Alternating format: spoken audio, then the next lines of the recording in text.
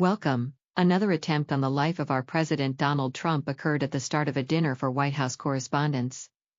The National Basketball Association is set to issue more rules, but will it come with waivers, once again raising questions over the point of those rules? The retail market is a dynamic, changing industry, which will be the focus of our brand discussion. So, welcome to the review and let us begin this episode.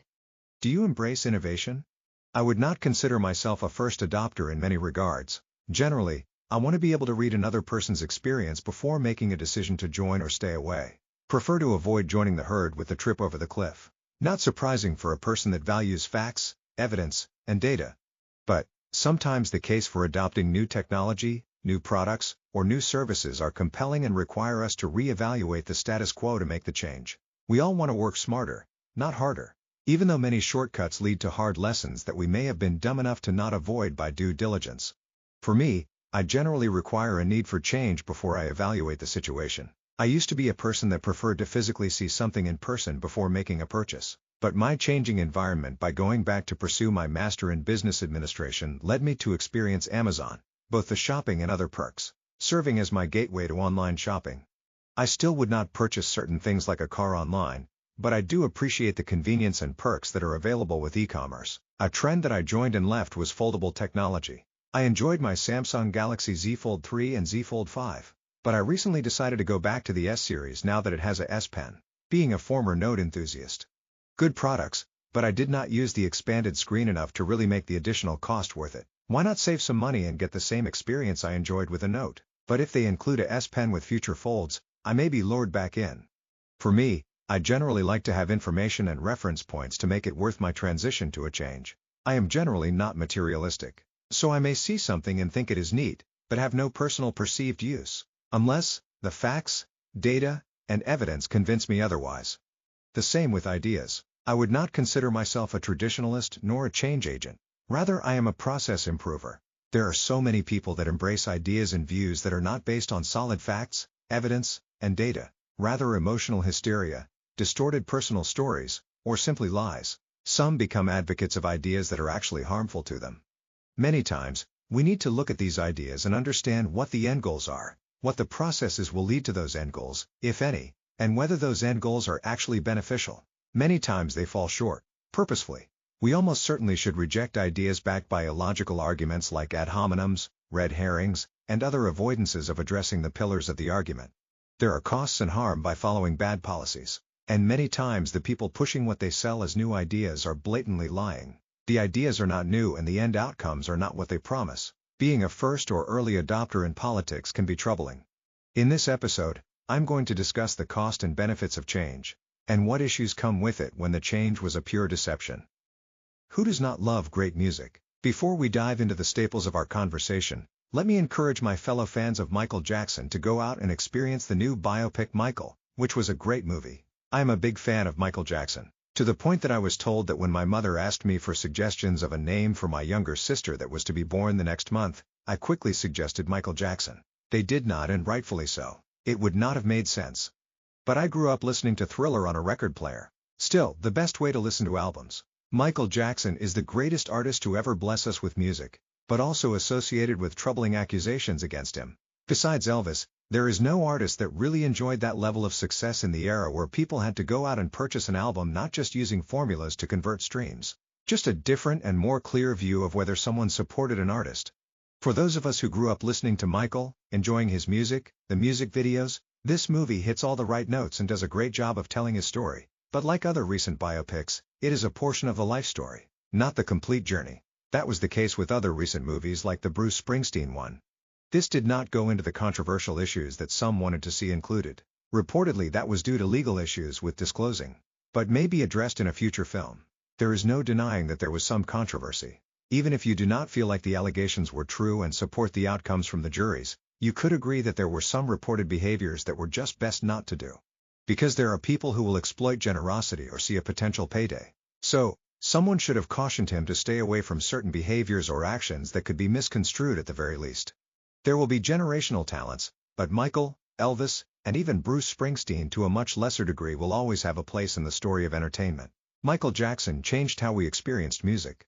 what stardom was and the levels of greatness that few will ever reach. Other than Elvis' hip dances and the moonwalk, there will never really be another iconic global star-made phenomenon. Especially in the current day and age where marketing, social media, and other commercialized promotions will raise doubts on the quality of the artists. In the modern era with streaming, it is hard to really measure and compare stars from different eras, but I think we all can agree that Michael is one of one or one of two. I would rank this up there in terms of biopics I enjoyed to watch. I would add the Elvis movie to the list. But if you are looking to reminisce and enjoy great music and acting, stop in and see Michael in your local theater. For many years, I was a person who viewed Walmart as the source of the best-priced items for household staples. You could furnish a room in just one trip to Walmart, or get critical supplies in a pinch by visiting your local Walmart. But you generally are not the only person with that same idea, and you have to deal with crowds, lines, and the stereotypicals at times. One of the jobs that helped me pay for college was working at my local Target, a fancy competitor of Walmart that marketed itself as being fancy and somewhat luxurious for an affordable price. Target could not match the prices of Walmart, the king of in-store supply chains, but it positioned the experience as better than its competitor. The retail market was supposed to be a race between two national chains with large footprints. Then came an online bookstore. This online bookstore has now become the American household supply chain for many families, couples, and singles. It is a one-stop shop for everything, and it comes directly to your home. Prior to starting this episode, I completed an order that will arrive tomorrow morning. An order that I really do not need anymore, but could use. This after I went grocery shopping at a local Walmart and will walk over to the nearby Target when I am done with this session. So I need a lot of views to offset my purchases. Amazon has changed the dynamic of the retail market. Walmart dominated the retail and business world with its everyday low prices driven by its world-renowned supply chain that afforded it the ability to provide the lowest prices on the market of any brick-and-mortar retailer. Amazon did not have any stores, so it did not have real estate costs, able to pass those savings to shake the market up. Now, the market is really a race between the convenience of an online retailer with quick delivery against a large retail chain with expanding online delivery along with same-day pickup service, where you do not even have to leave your car. Amazon has made retailers change their approach to the business. As a result, it now sits on top of the revenue market for overall companies. Walmart is still currently leading the retail market in terms of revenue. Amazon makes the bulk of its revenues from retail, but the bulk of its profits come from non-retail businesses.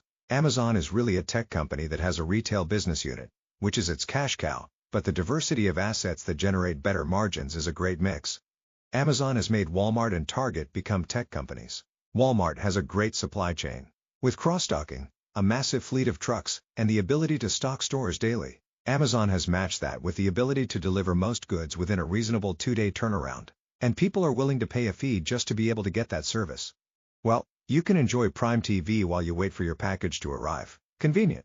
And that is really what Amazon offers customers. The ability for customers to stock their households, small businesses, and other areas with materials with their leaving home, and to be able to not have to worry about running out with its subscription services. Amazon is not the best prices on the market. In many ways, Walmart still offers better pricing on the same items. But the perk for some is avoiding the stereotypical Walmart customer, who probably shops at Amazon too, but you do not have to see them. The convenience of not having to wait behind people who are in self-checkout, but are bewildered by it. So, Amazon gets the benefit of being able to market itself without having to worry about the visual of the reality. While many Walmarts are perfectly fine, there are some that fit the stereotype far too much. And, not to leave Target out, the red retailer is kind of a distant third. In many ways, it is not well positioned to compete. It has visually aesthetic appealing items and better quality in terms of clothing that people are willing to admit wearing. But its higher pricing, less convenient locations, and experience makes it hard to compete, especially since it does a great deal of aspirational marketing, making it easy to run afoul of unstable politicos. Amazon is the brand for convenience. Walmart offers savings and is convenient with a site-to-store drive-up. Target has the drive-up, but it is not as consistent. We all went to pick up items at a Target and they canceled those items and did not tell us. I think Target still will be able to attract people who are looking for trendy stuff for their home decor, but I do not think it can compete with Walmart in in-store inventory and convenience for a brick-and-mortar store. The Walmart grocery and drive-up service is still worth going to your nearest location, and there is always something there that is useful, which is appealing. Whether on a camping trip, road trip, or in a new area, you can always find a Walmart and know that you can get something to get through. Whether it is equipment, food, or things to make your experience more comfortable, there is always something to get there. Amazon can be available, but if it is not an overnight order, the timing could be an issue. There will be challenges for Walmart or Target to compete with Amazon because it is more like a conglomerate tech company versus a retailer. Amazon has many great tech services that are great for large, medium, and small businesses, and is entering so many new spaces, like healthcare. Walmart backing away from Walmart Health was a lost opportunity. I get that there are stereotypes with getting healthcare at a Walmart location, but the expansive network of store locations would provide a great opportunity for people to access care. Although, I could understand the concerns of having people who are sick and possibly contagious at a store location. The short-term strategic need for Walmart and Target is the store experience. Because of the impact of shoplifting, everything is behind plexiglass, including toothpaste, bandages, and shaving cream, needing a staff member to assist with a shortage of them available. In the time it takes to wait for an associate to arrive and actually have the key, you can order on Amazon and determine whether to subscribe or not. People generally do not seek to be treated like they are visiting a prison store. They want to be able to experience the goods and purchase ones they like. At times, it requires sifting through to find the right one of the items to buy. To find one that people have not messed with. Most people are not trying to steal items, but there are people with bad intentions cheered on by idiotic politicians. As you hear from some radicals, they cheer on petty theft because they have a distorted view of how the economy works. They think that theft is not a big deal, unless it is a government-backed grocery store, which is kind of ironic. Stealing of any kind is wrong. It simply raises the cost across the board for all consumers, residents, and investors. But, loss protection needs to be done in a manner that is balanced and does not impact the experience for the bulk of the guests who are simply there to patronize your store and not steal from it. Closing self-checkout combined with lack of an adequate number of cashiers available is not the right approach. Monitor in-store behaviors and prosecute criminals. If you want nice things in your area, you need nice people. And that includes having staff that are people-friendly. The worst thing a person could be as a retailer worker is rude to the people that you need to contribute to your income. While retail is largely low-skilled labor that many of us have done at some point, it does teach you interpersonal skills, and people who excel at that in retail environments can transition that skill set to other career avenues. Having helpful and friendly staff makes a difference. And that is an important difference when you are competing against technology, especially a company that puts a smile as its logo. Make people want to come to your store, not simply because they have to. I like the approach Walmart is taking in leveraging store inventory to blend online shopping with the get-it-the-same-day approach. While Amazon forced them to learn technology, Walmart taught Amazon that people still value getting items the same day, especially when Amazon's 2-day delivery may become more than 2 days. Walmart does not have to become a diversified company like Amazon, but it can help itself by finding ways to leverage its locations for service collaborations that are actually beneficial. One thing that is annoying by certain locations, especially in urban markets, is the in-person external sales reps pitching services. It can be annoying, especially when these companies neither save you money nor time. But there is probably someone that wants to pay for questionable cell services by a no-name provider in most cases. A better approach would be to partner with one of the leading brands and have a storefront in Walmart, rather than having roaming reps just looking for prey. Both organizations are suited to compete with each other in the near future. And consumers have 2 useful choices for general merchandise, either delivered to their home, picked up on the way home, or walking through the store aisle if that is their preference. In the market for what I would consider general merchandising, I agree that it is easier to see the path forward for both Walmart and Amazon. They both have channels that will serve the needs of the mass number of consumers for personal homes, small businesses, leisure and vacations, automotive, and other broader shopping categories. I do not believe we can completely overlook the market potential for a retailer like Target, who is somewhat a mass retailer, but also can fit in the sector for textiles like the Macy's and JCPenney's because of its offering of trendy and fashionable clothing lines combined with home decor that Walmart and Amazon do not completely connect with at the same level. In some areas, Targets are part of a mall complex, which is appropriate. They offer the combination of fashion-forward and personal value. I will state that I believe that people of all backgrounds patronize these chains. But the stereotypical consumer or the demographic consumer for Target is defined much differently than its competitors. Target customers are often college-educated, millennials, or professional consumers. Their customers are not in the market for the lowest price, but the perfect combination of quality and affordability. They will pay more for better quality, but still want to feel like they did their job as a shopper. Many mall brand customers are ones that want to appear as luxury consumers. Even though the reality is that most people seek discounts and savings regardless of their income level. It is human nature to want to feel like you got more than you paid for. Target customers do not mind accepting that they found value in something that is just as appealing as the luxury brands and the person is just as trendy. Consider the offer many of the service amenities of Walmart and Amazon. Products can be delivered to your home and you can use their drive-up service. Although, their last-minute cancellations are annoying. At least Walmart gives you options to substitute and notifies you of stockouts.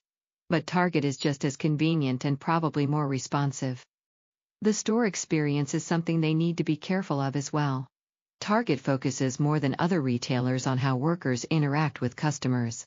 Their customers are guests and store managers generally prefer that they are treated like that. Much more professional and respectful than your typical Walmart worker.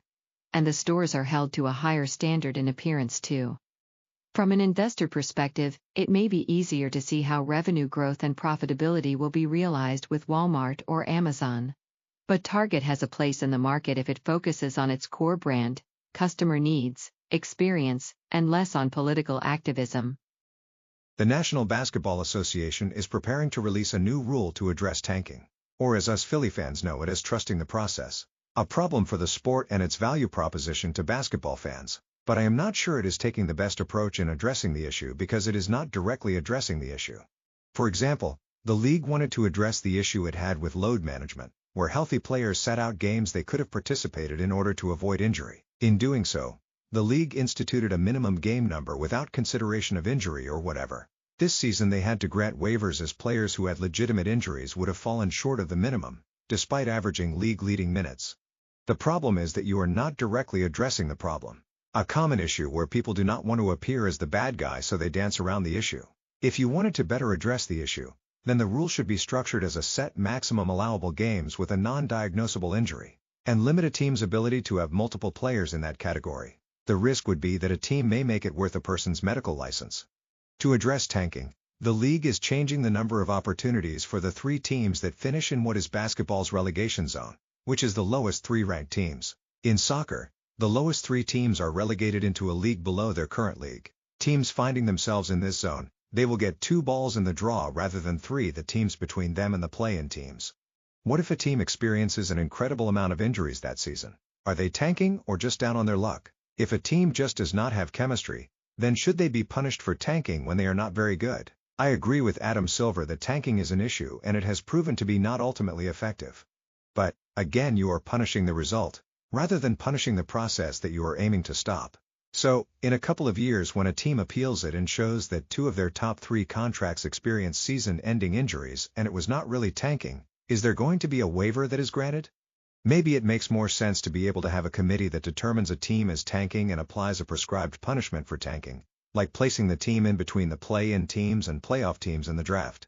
I believe that a more effective deterrent is if you apply the punishment to the crime rather than the result and then having to work backwards only to realize it is wrong.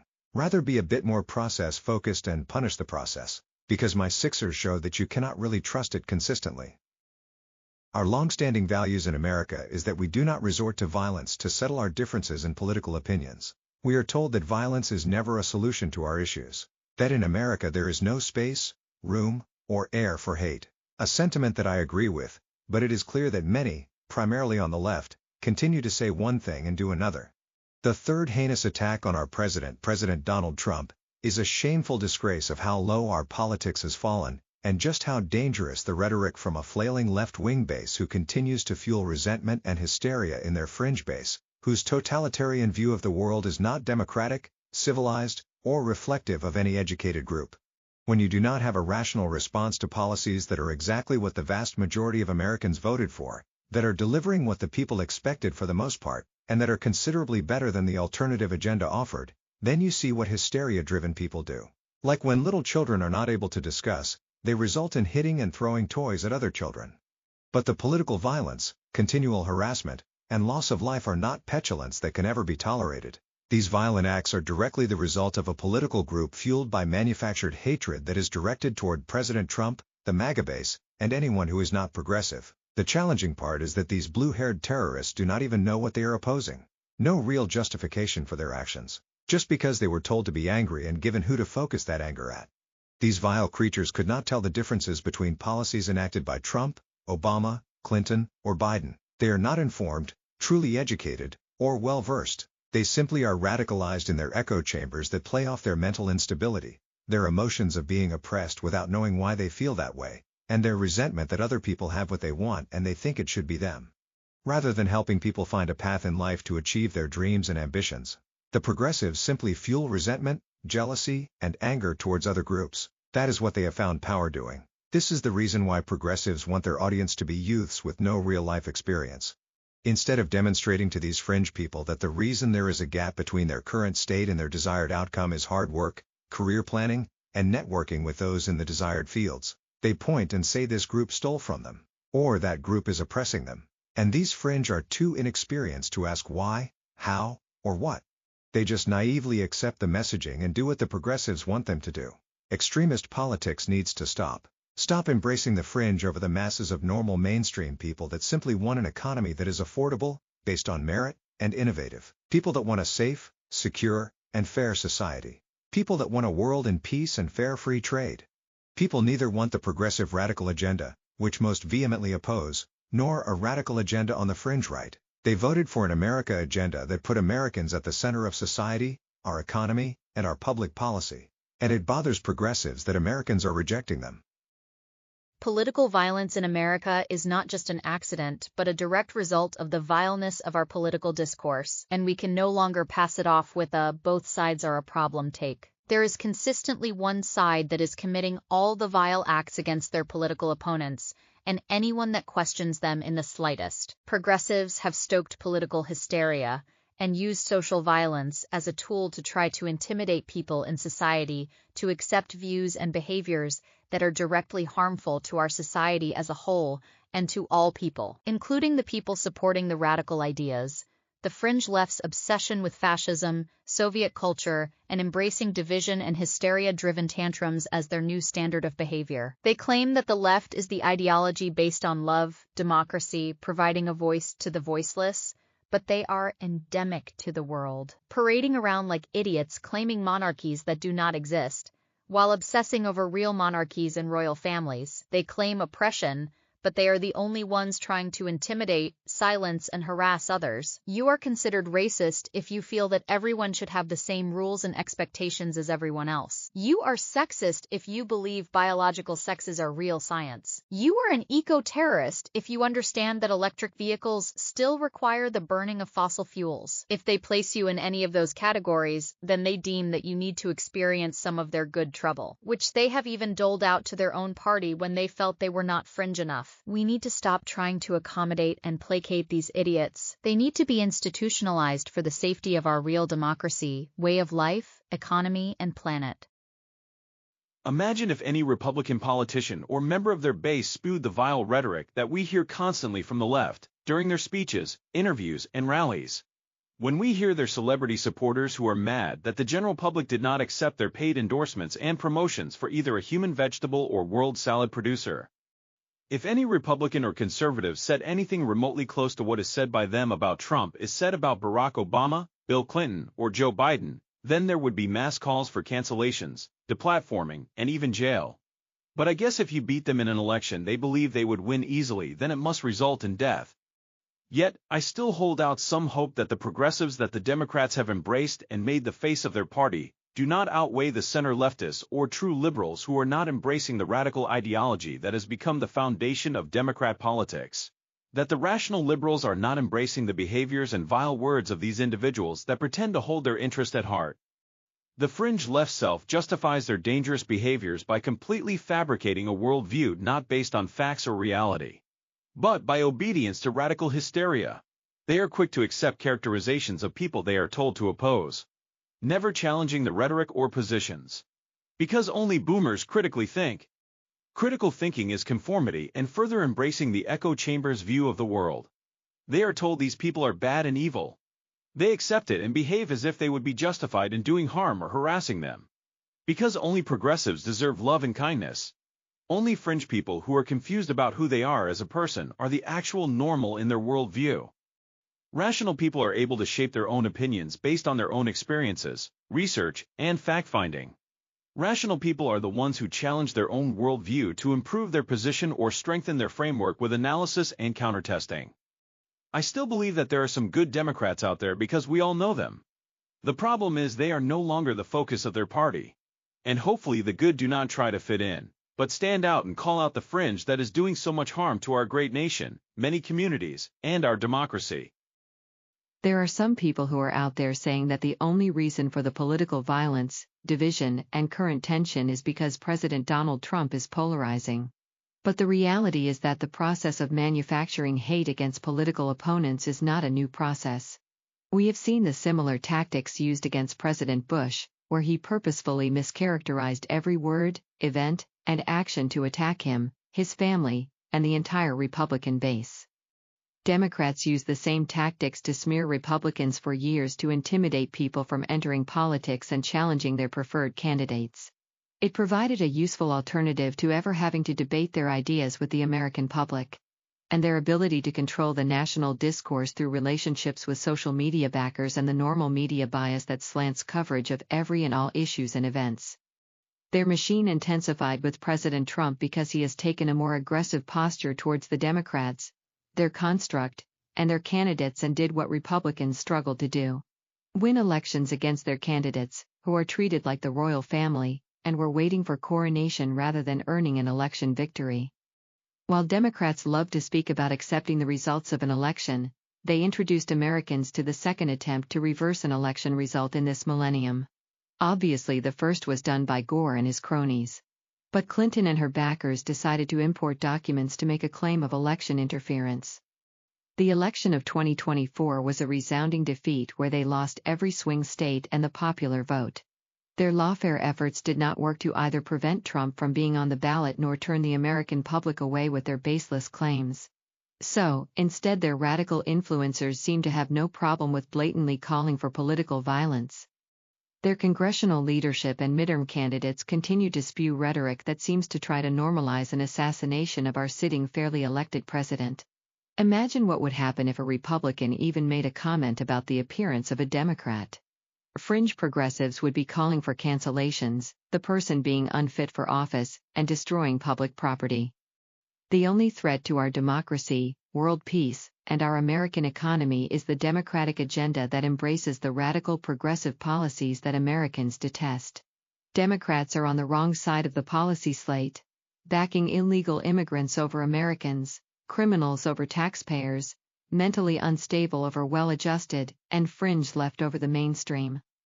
The Republican agenda may not be the perfect one-size-fits-all, but at least Republicans are debating their ideas, and when voters hear them they realize that the narratives Democrats and their backers advance are simply not true.